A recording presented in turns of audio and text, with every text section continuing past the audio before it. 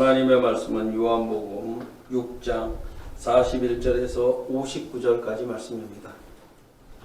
자기가 하늘에서 내려온 떡이라 하심으로 유대인들이 예수에 대하여 수군거려 이르되 이는 요셉의 아들 예수가 아니냐 그 부모를 우리가 아는데 자기가 지금 어찌하여 하늘에서 내려왔다 하느냐.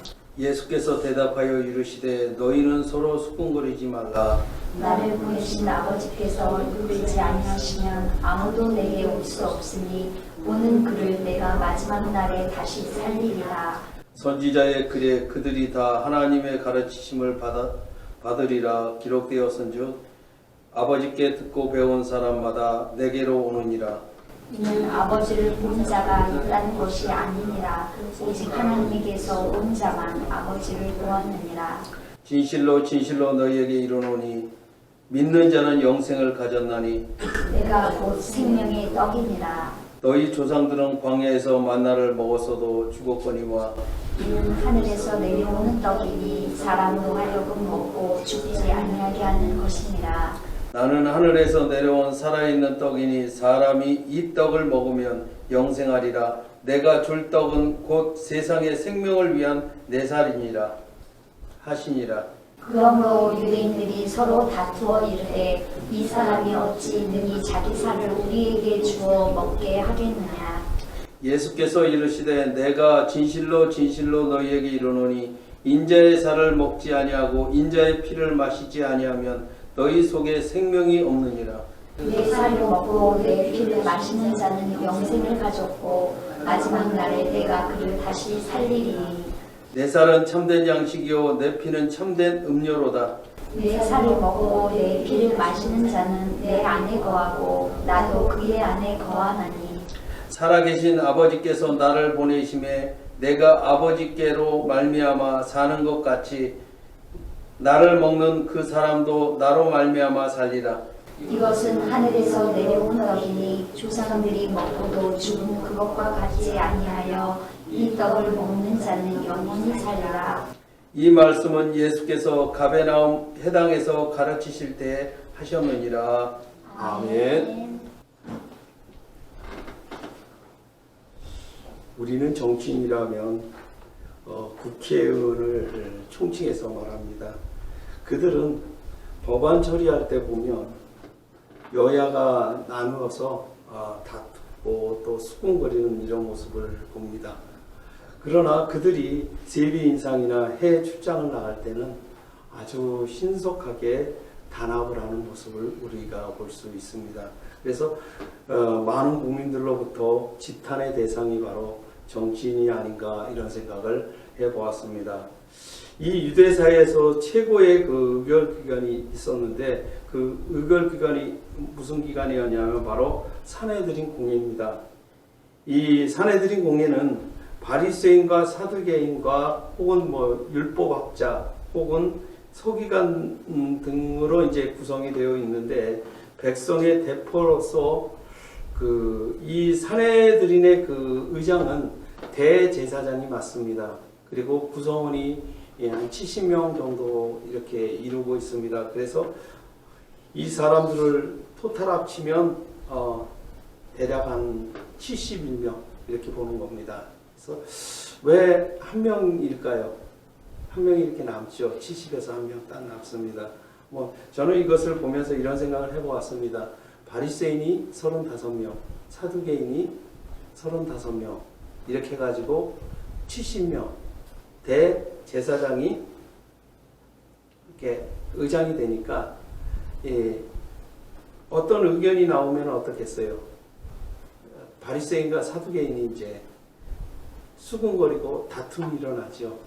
그래서 35대 35표가 나오는 겁니다.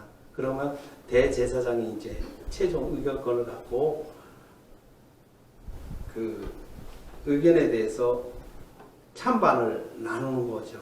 그러니까 어떻게 보면 이 사내들인의 그 최고의 그 결정권자는 대제사장이 되는 겁니다.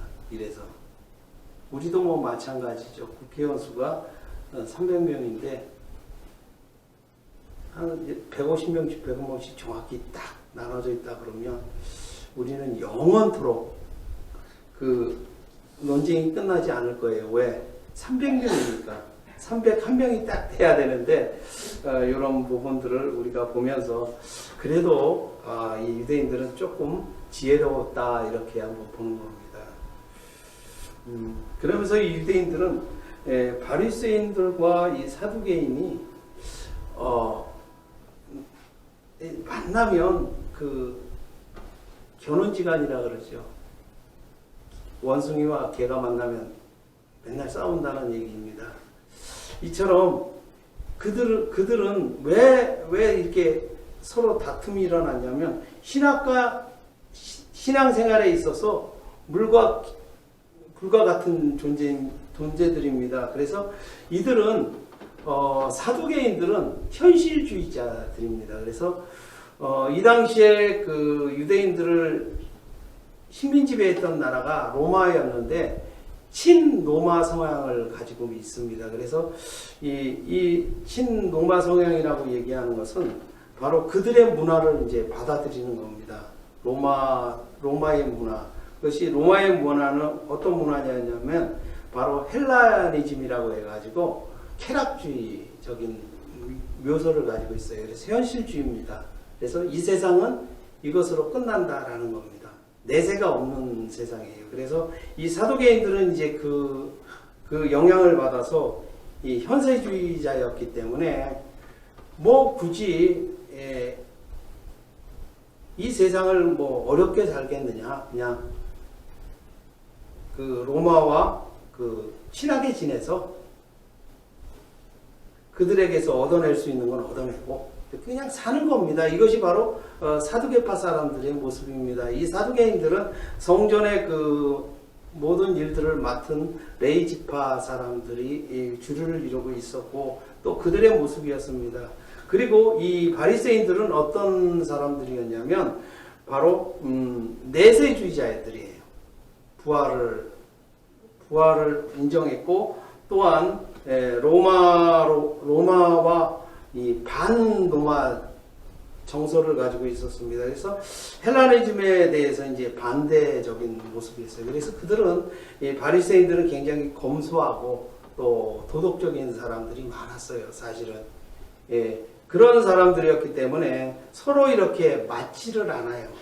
그럼에도 불구하고 이 유대인들이라고 얘기하는 그 바리새인과 사두개인이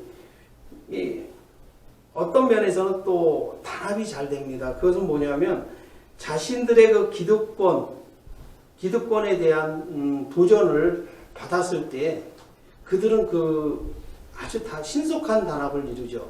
그것은 뭐냐면 바로 예수님께서 예수님을 그 천국 복음을 가리키고 또 표적을 나타냄으로 인해서 많은 사람들이 그들을 따랐고 그래서 그거에 대한 기득권 독점에 대한 것들을 그들이 이제 뺏길 것을 염려해서 바로 예수님을 이제 대적하는 것에는 아주 신속하게 연합을 이루는 것을 우리가 볼 수 있는 겁니다. 그래서 이 시대의 정치인들과 좀 비슷한 그런 모습을 가지고 있었다 이렇게 말할 수 있습니다. 그러면서 이제 예수님께서 자신을 증언하실 때 이 유대인들은 거역을 합니다. 말이 거역이지 어떻게 보면 반역이라 이렇게 얘기할 수 있습니다. 41절에서 42절에 보니까 자기가 하늘로서 내려온 떡이라 하심으로 유대인들이 예수에 대하여 수군거려 이르되 이는 요셉의 아들 예수가 아니냐. 그 부모를 우리가 아는데 자기가 지금 어찌하여 하늘에서 내려왔다 하느냐. 이 유대인들은 일반 백성들이 아니라 종교 지도자였고 바리새인이었습니다. 물론 뭐 이 사두개인들은 사두개인들도 유대인이라고 얘기할 수 있습니다. 그렇지만 이 사두개인들은 일반 백성들과 굉장히 근접해서 사는 사람들이 아니었고 주로 이제 성전에서 그 제사를 맡아서 했던 사람들이기 때문에 일반 백성들과 굉장히 가까운 사이는 아니에요. 이런 환경에서 볼 때에 바로 이 유대인이라고 하면 이제 바리새인들을 얘기하는 것이 아닌가 이렇게 저는 추측해 볼 수가 있습니다. 그래서 이 사람들이 하는 얘기가 뭡니까? 자기 예수에 대해서 자신들이 잘 알고 있다는 겁니다. 왜 그러냐 하면 야곱의 아들이 아니냐, 요셉의 아들이 아니냐라는 겁니다. 그렇다면 그런데 그가 어찌하여서 자신을 하늘로서 내려온 떡이라고 이렇게 말씀하느냐라는 겁니다. 그러면서 그들끼리 이제 수군거리기 시작을 합니다. 이제 예수님께서 그 수군거리는 것을 보고 이렇게 말씀하십니다. 43절에서 44절에 보면 예수께서 대답하여 이르시되 너희는 서로 수군거리지 말라. 나를 보내신 아버지께서 이끌지 아니하시면 아무라도 내게 올 수 없으니 오는 그를 내가 마지막 날에 다시 살리리라. 예수께서 유대인들에게 구원은 나를 보내신 아버지께서 이끄시는 것이라 이렇게 말씀합니다. 그래서 우리가 구원을 얻는 방법은 인간의 자유의지라고 이야기하는 사람들이 있습니다. 아닙니다. 이것은 성경이랑 완전히 반대되는 개념이죠. 뭐라고 말씀합니까? 오직 아버지께서 나를 어떻게 하신다? 활력으로 인해서, 활력이라는 말은 운동력, 살아있는 것, 이런 거죠. 살아있는 힘에 의해서 모든 인류를 구원하신다라고 얘기를 하는 겁니다. 그러니까 하나님께서 나를 인도하셔야 내가 아버지께로 올 수 있는 겁니다. 그렇지 아니하고 내가 스스로 가는 것은 없습니다. 이것이 바로 우리가 오해하는 것 중에 하나라 이렇게 얘기할 수 있습니다. 이것은 절대 그렇지 않아요.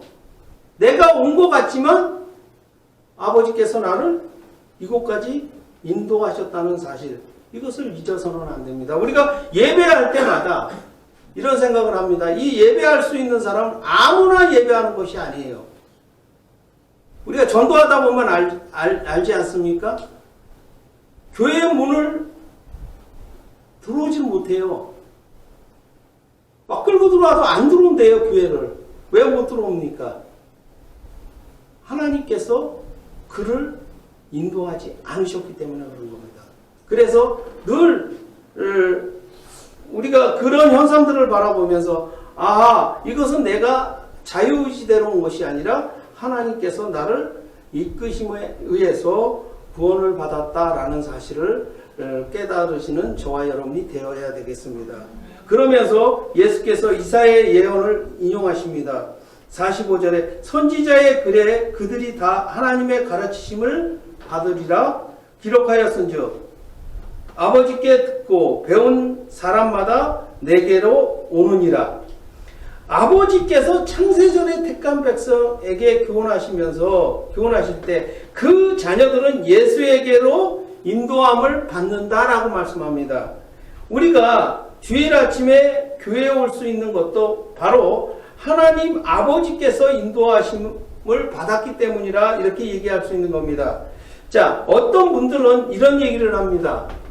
내가 예수를 믿게 된 것은 아내 때문에, 아버지 때문에, 이렇게 얘기할 수 있죠. 그런데 그것이 진정 아내 때문인가? 아니면 부모로 인한 건가? 이런 거죠. 그것은 하나님께서 아내를, 부모를 인도하는 역할을 하신 겁니다. 그래서 선지자의 글을 이렇게 얘기하죠. 예수에게로 인도하는 초등교사라 이렇게 얘기를 하는 겁니다. 바로 선지자의 글이라는 것은 뭡니까? 바로 모세율법을 얘기를 하는 겁니다. 모세율법이라는 것은 초등교사의 역할입니다. 예수에게로 인도할 수는 있습니다. 그러나 예수 안으로는 인도할 수는 없다는 겁니다. 바로 이 유대인들의 모습이 그런 겁니다. 이 유대인들은 모세율법을 굉장히 공부를 많이 하고 연구한 사람들입니다. 그래서 어디까지는 인도되었습니까? 지금 예수에게로는 인도함을 받았어요. 그러나 그들이 예수 안으로는 들어가지 못했다는 사실을 우리가 알 수 있는 겁니다. 그래서 선지자의 글이라는 것이 바로 그런 겁니다. 선지자의 글은 예수에게로 인도하는 역할을 하지만 그 이상은 넘어가지 못한다라고 얘기를 하는 겁니다.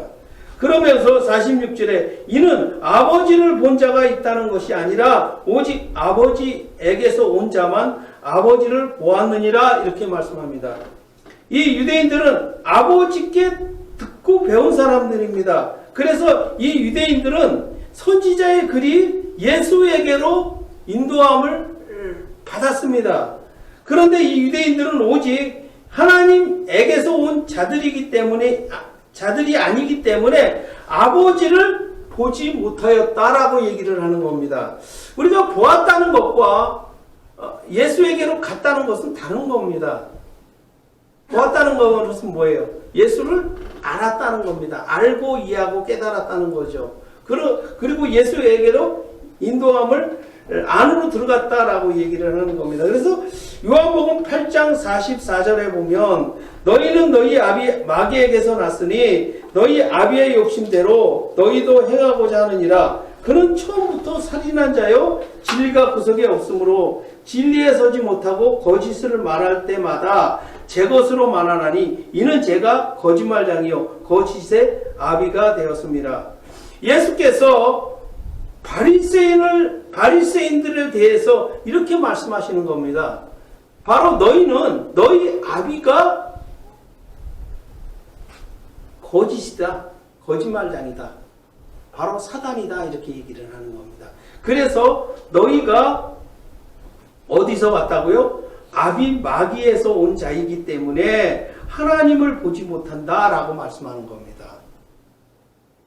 그래서 하나님에게서 온 자들은 어떻게 된다고? 인생의 실패나 절망이나 질병을 통해서 예수에게로 인도하심을 받았지만 그것이 결코 어떻게 된다는 거죠? 결국은 하나님을 보았다라고 고백을 하는 이유가 거기에 있는 겁니다. 그러니까 하나님께서는 어떠한 방법을 총동원하십니다. 앞에서 얘기했지만 질병이나 경제적으로 어려움 통해서 혹은 자식의 문제로 인해서 우리가 인도함을 받습니다. 그럴 때에 그걸로 인하여서 하나님을 보게 되는 놀라운 역사를 나타내는 겁니다. 왜 우리가 기도합니까? 우리가 할 수 없었기 때문에 그런 거 아닙니까? 할 수 있는 것 우리가 해야죠. 그건 기도할 이유가 하나도 없습니다. 왜? 우리가 해야 될 일이기 때문에 그렇죠. 그러나 기도한다는 것은 뭐예요? 내가 할 수 없기 때문에 그런 겁니다. 기도를 통해서 하나님의 놀라운 역사가 나타납니다. 그래서 비로소 우리는 하나님을 볼 수 있는 겁니다. 그러나 마귀에게서 온 자들은 그렇지 않습니다. 하나님을 보지 못해요. 하나님께서 그 일들을 이루어 주시지 않는다는 사실입니다. 왜? 그들은 마귀에게서 났기 때문에 그렇습니다. 자, 그러면서 예수께서 내가 생명의 떡이라고 말씀합니다. 47절 48절에 진실로 진실로 너희에게 이르노니 믿는 자는 영생을 가졌나니 내가 곧 생명의 떡이라. 요한복음에 보면 진실로 진실로라는 말이 많이 나옵니다. 이 진실로 진실로라는 말은 아멘 아멘이라는 뜻을 가지고 있습니다. 왜 그럴까요? 바울은 이 진실로라는 말을 밑에다가 씁니다. 이 말은 바로 예수님과 성도들의 차이입니다. 그것은 뭐냐면 예수 그리스도는 창조주 하나님이시기 때문에 그래요. 그의 말씀이 곧 아멘이 되시기 때문에 그렇습니다. 그래서 진실로 진실로를 앞에 붙이는 겁니다. 그리고 우리는 그렇게 되기를 원합니다 라는 뜻에서 아멘을 뒤에다 붙이는 겁니다. 이것이 우리와 창조주와 피조물의 차이라 이렇게 얘기할 수 있습니다.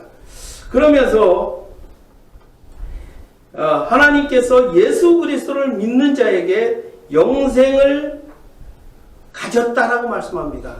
이 말 속에는 뭐냐면 창세전에 벌써 택한 백성에게 구원을 주시고자 작정하셨던 그 계획이 지금 이루어지기 때문에 그렇습니다. 이 말은 뭐냐면 하나님께서 진실로라고 말씀하는 겁니다.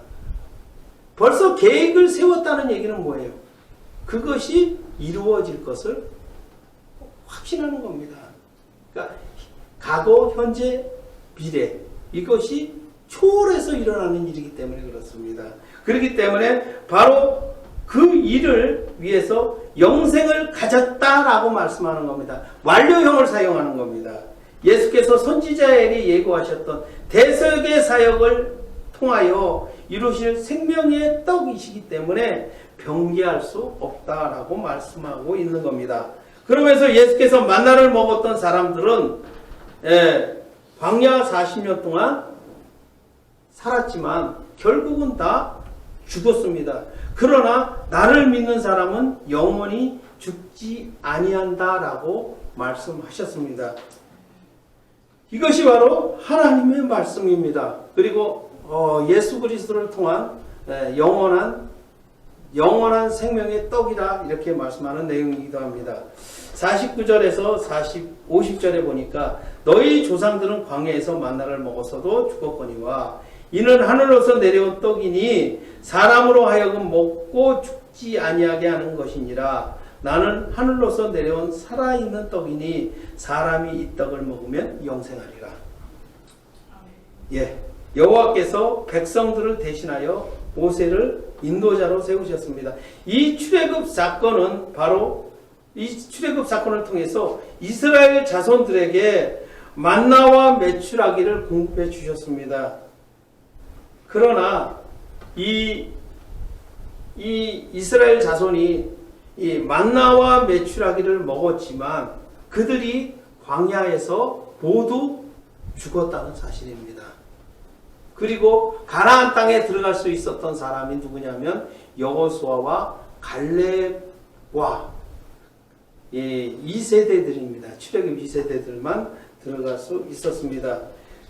바로 이것이 바로 무엇을 얘기를 하는 겁니까? 바로 이 광야에서 먹었던 그 만나와 메추라기는 영원성을 가지고 있지 않다라고 얘기를 하는 겁니다. 오직 예수 그리스도를 통해서 예수 그리스도가 그 생명의 떡이시기 때문에 그것을 먹는 자만이 이 영원한 생명을 얻을 수 있다라고 말씀하는 내용입니다. 그러면서 51절 하반절에 내가 줄 떡은 곧 세상의 생명을 위한 내 살이니라. 이 일은 예수께서 모든 인류를 구원하시기 위해 자신의 몸을 대속의 제물로 내어주실 것을 예고하신 말씀이기도 합니다. 이 유대인 사이에 이제 다툼이 일어납니다. 52절에 보니까 그러므로 유대인들이 서로 다투어 이르되 이 사람이 어찌 능히 자기 살을 우리에게 주어 먹게 하겠느냐라는 얘기입니다. 이 유대인들을 바리새인과 사두개인이라고 얘기를 했습니다. 이 바리새인들은 부활을 인정하였고 사두개인들은 부활을 인정하지 않았습니다. 그래서 예수께서 죽음 이후에 일어날 영생에 대한 교훈을 하셨을 때 다툼이 일어난 겁니다. 예수께서 이제 성만찬에 대한 교훈을 하십니다. 53절에서 55절에 예수께서 이르시되 내가 진실로 너희에게 이르노니 인자의 살을 먹지 아니하고 인자의 피를 마시지 아니하면 너희 속에 생명이 없느니라. 내 살을 먹고 내 피를 마시는 자는 영생을 가졌고 마지막 날에 내가 그를 다시 살리리니 내 살은 참된 양식이요 내 피는 참된 음료로다. 예수께서 성만찬을 기원하시면서 살을 상징하는 떡을 먹고 피를 상징하는 음료를 마시는 사람이 영생을 가졌고 마지막 날에 그를 다시 살리리라 이렇게 약속을 합니다. 우리는 어때요? 어떤 사람이 식사를 같이 한다고 하면 그냥 모르는 사람도 가서 먹습니까? 저는 그러지 않습니다. 뭐 좀 사이가 안 좋다던가 또 그러면 식사 같이 안 해요, 그 사람들이랑. 왜 그러냐면요. 왜? 식사를 하면서 교제를 나누기 때문에 그렇습니다. 예수님께서 우리가 성만찬이라고 하니까 앞에다가 이제 성자를 자꾸 붙이니까 이게 종교 예식이 돼버리는 겁니다. 사실은 만찬이라는 것이 별거 아니고 이 당시 그 유대 사회에서는 그 기독교인들이 예배할 때 우리처럼 이렇게 낮에 하는 것이 아니고 저녁에 했어요. 저녁에. 왜 그러냐면 노는 날이 없는 겁니다. 왜? 이 요한복음을 받는 그 최초의 그 수신자들이 누구냐면 바로 그 에베소에 있는 교인들이에요. 그러니까 이방으로 이주한 기독교인들이에요. 그러다 보니까 그 이방 사회라는 데가 안식일을 지킬 수 있는 사회가 아니지 않습니까? 그래서 이들은 대부분이 이제 회당에서 모여가지고 그 저녁에 예배를 합니다. 그리고 나서 이제 저녁에 식사를 같이 나누는 거예요. 식사를 하면서 그것을 만찬이라 이렇게 얘기를 하는 겁니다. 그러면서 이제 그들과 교제를 나누는 이런 일들인 겁니다. 그래서 이런 일들에 대해서 익숙했기 때문에 바로 요한이 바로 이 성만찬에 대한 내용들을 이야기를 하는 거죠. 그러면서 이제 오병이어의 사건을 기록을 하고 나서 바로 오병이어의 표적은 예수님께서 그 마지막 때 만찬을 나누셨던 그런 모습과 같은 것이다 라고 얘기를 하면서 너희가 이제 만찬을 나눌 때 이런 마음을 가져라 이렇게 얘기를 하는 겁니다. 성도 간의 그 만찬 식사를 나눌 때는 항상 이와 같은 내용이죠. 그래서 예수님께서 이제 성만찬을 교훈하시면서 살을 상징하는 떡을 먹고 피를 상징하는 음료를 마실 때마다 너희는 영생을 가졌고 마지막 날에 다시 살리리라 이렇게 얘기하는 내용인 겁니다. 그러니까 성만찬을 나누는 자들은 이와 같은 일에 동참하리라 이렇게 얘기를 하는 겁니다. 이건 누굽니까? 바로 성도들 아니에요. 성도들끼리 식사를 하면서 지금 그것을 이야기하고 있는 내용입니다. 그러면서 너희가 그 만찬을 나눌 때는 항상 이와 같은 마음을 가지고 만찬을 대하라 이렇게 얘기를 하는 겁니다. 그러면서 예수님께서 이제 성만찬을 통해 성도와의 교제하심을 말씀합니다. 56절에서 57절에 보니까 내 살을 먹고 내 피를 마시는 자는 내 안에 거하고 나도 그 안에 거하나니 살아계신 아버지께서 나를 보내시며 내가 아버지로 인하여 사는 것 같이 나를 먹는 그 사람도 나를 인하여 살리라 이렇게 말씀합니다. 예수께서 골고다의 언덕을 올라가실 때에 채찍을 맞아 살이 찢기고 십자가에서 피를 흘려 대속의 사역을 완성하셨습니다. 우리는 대속의 사역 이렇게 얘기할 때 항상 십자가만 생각하는데 그것이 아니고 그 대속의 사역은 거기 어디서부터 시작을 하냐면 예수님께서 이 땅에 성육신 하셔서 그때서부터 시작을 하는 거예요. 그리고 결정적인 것은 뭡니까? 골고다의 언덕을 올라가실 때 채찍으로 맞으면서 피가 그 채찍에 튕겨서 나왔다 이렇게 얘기합니다. 찢겨서 나왔다는 거죠. 이것 또한 바로 우리의 죄를 위해서 그렇게 하셨다. 그리고 십자가에서 피를 흘리셨다. 이런 내용입니다. 피는 어떻게 흘렸죠? 나중에 그 로마 병사가 옆구리를 찌르잖아요. 그래서 마지막으로 그 피를 흘리셨다. 이것이 대속의 사역의 완성이라 이렇게 말할 수 있는 겁니다.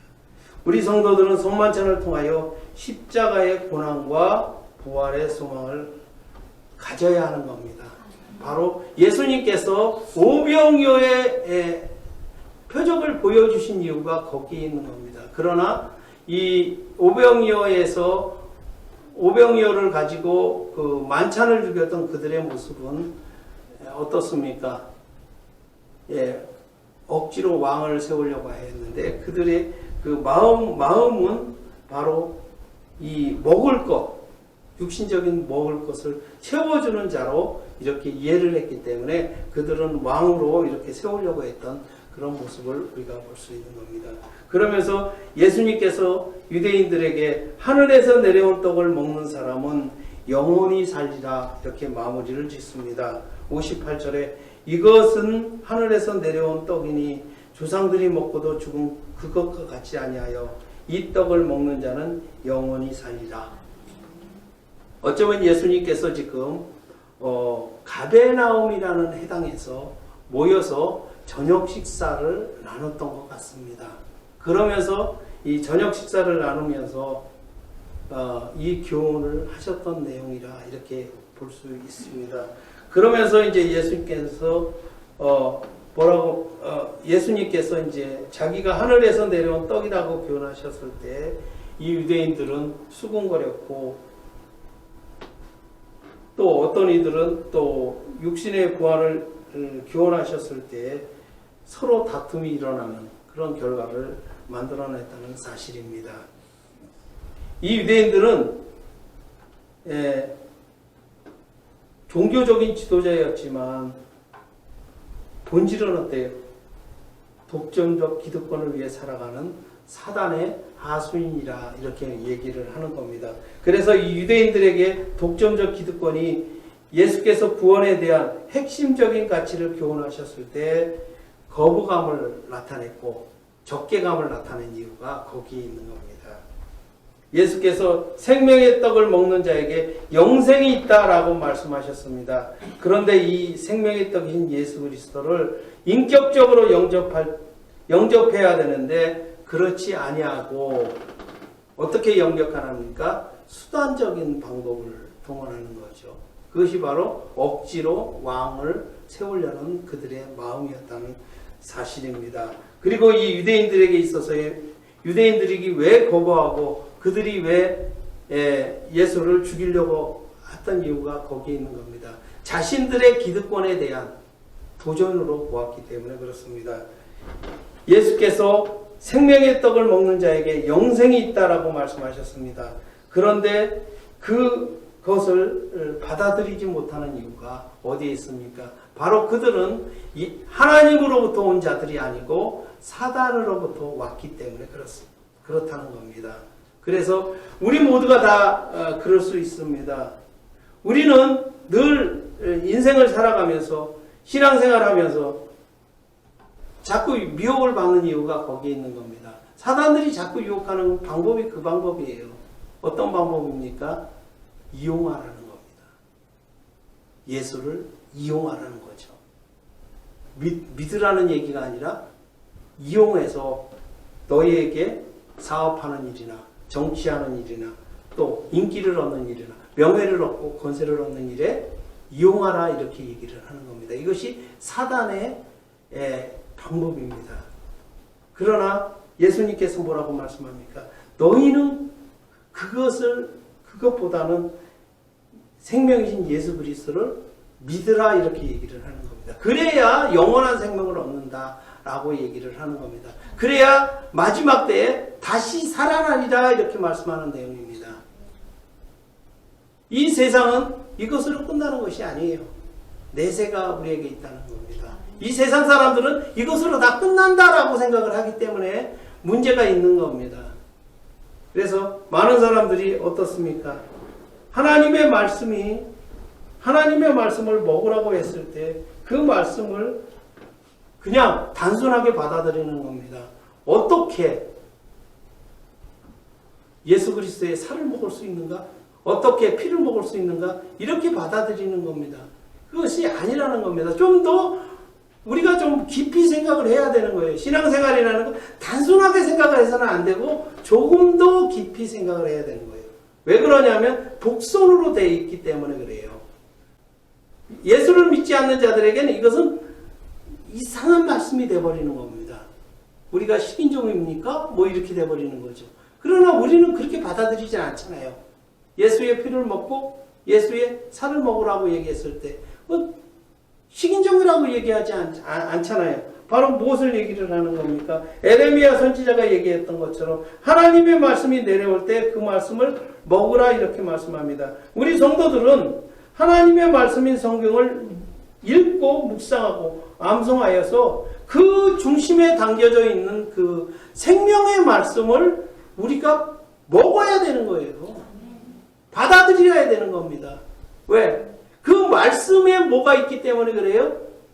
영이신 성령님께서 함께 들어오시기 때문에 그래요. 그 말씀이 곧 뭐라고 그랬어요? 예수 그리스도라 이렇게 말씀하셨잖아요. 요한복음 1장에서. 그러니까 말씀을 우리가 받아들이고 말씀을 먹을 때 예수 그리스도를 먹는 것이라 이렇게 얘기를 하는 겁니다. 내 안에 들어와셔서 내 안에서 역사하심이 나타나야 돼요. 옆에 있는 것이 아니에요. 옆에 예수 그리스도가 우리를 도와주는 인도자의 역할이 아니에요. 바로 내 안에 계셔서 활력으로 살아있는 생명력으로 우리를 움직이는 겁니다. 그렇기 때문에 우리는 이 말을 꼭 잊지 마시고 우리가 식사할 때마다 식사 기도하잖아요. 무슨 기도를 해요? 바로 이 얘기를 하라는 거예요. 이런 마음을 가지고 식사하라는 겁니다. 이거는 바로 내가 밥을 먹을 때 생명의 떡이신 예수 그리스도를 먹는 것과 같이 하나님의 말씀을 먹는 것과 같이 이런 마음을 자꾸 되새기라는 얘기예요. 그것을 잊지 마시고 우리가 바로 생명의 하나님의 말씀을 우리가 받고 우리가 들을 때 그 하나님의 말씀이 내 안에서 놀라운 역사하심이 나타났을 때 바로 영원한 생명으로 인도하신다는 사실을 우리가 깨달으시고 부활을 소망하면서 살아가는 저와 여러분이 되시기 바랍니다. 아멘. 기도하시겠습니다. 하나님 은혜를 진심으로 감사합니다. 주님께서 살아 계셔서 오늘도 우리를 부활 중에 부활의 소망을 가지고 살아갈 수 있도록 우리를 인도하여 주시는 애 감사합니다. 이 시간 우리가 또 하나님의 말씀을 배웠습니다. 이 말씀대로 우리가 살아갈 수 있도록 주여 함께하여 주시옵소서. 예수님의 이름으로 기도드립니다. 아멘.